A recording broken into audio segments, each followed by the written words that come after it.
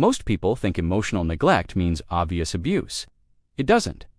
Sometimes it's a parent who is physically present but emotionally completely absent, and that quiet, invisible wound, it changes you in ways most people never connect back to their childhood.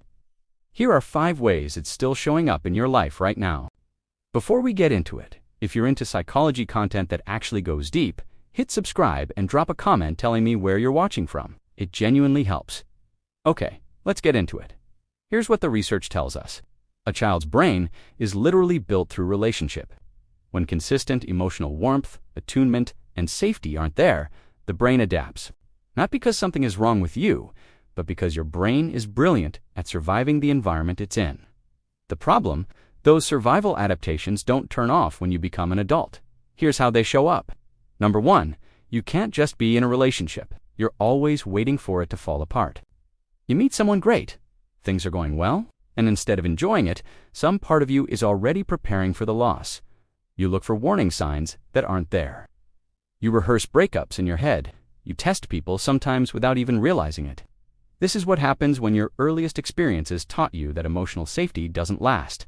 Your nervous system never learned to settle into security because security wasn't consistent. So now it stays on high alert, even in relationships that are genuinely stable. Researchers call this an anxious attachment style, and it's not a character flaw. It's a learned response to an unpredictable early environment. Number 2, being cared for makes you uncomfortable. Someone does something genuinely kind for you, and instead of feeling warm, you feel weird, suspicious, like you don't deserve it, or like there's a catch. Here's the psychology. We can only receive love to the depth we believe we're worthy of it. And if no one showed you that love was something you just had coming to you, not something you had to earn, then kindness from others will always feel like it doesn't quite fit, like wearing someone else's clothes. Your brain learned, I am not someone people love, easily, and now it filters out any evidence that contradicts that belief. Number 3, you've been performing your worth your entire life. You work harder than everyone else. You're the most reliable person in any room. You say yes when you want to say no. Not because you're naturally driven or generous, but because somewhere along the way you learned that love was a reward for behavior, not a given. So you've been auditioning, constantly, for a role you should have been born into. The psychology term is conditional self-worth, and it's one of the most exhausting ways to live because the goalpost never stops moving.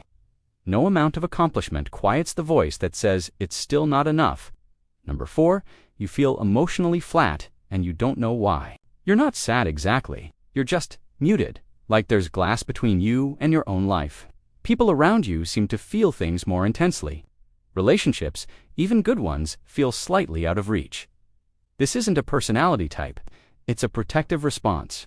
When emotional expression as a child led to pain, rejection, or being ignored, your nervous system learned to turn the volume down. Emotions became dangerous, so it stopped amplifying them. Psychologists call this effect dysregulation or emotional numbing. And the cruel irony is that the very thing that kept you safe as a child is now keeping you from fully living. Number 5, you are convinced deep down that your needs are a problem. You don't ask for help even when you desperately need it. You minimize your pain so others aren't inconvenienced. You apologize for taking up space. You've probably been told you're so low maintenance, and you wear it like a badge of honor while quietly falling apart alone. What actually happened is this. At some point, someone important to you, through action or inaction, taught you that your needs were too much, that you were too much, and you believed them, because you were a child and children believe what the adults in their life show them. But here's what the psychology actually says. Having needs is not a character flaw. It is the bare minimum requirement for being human.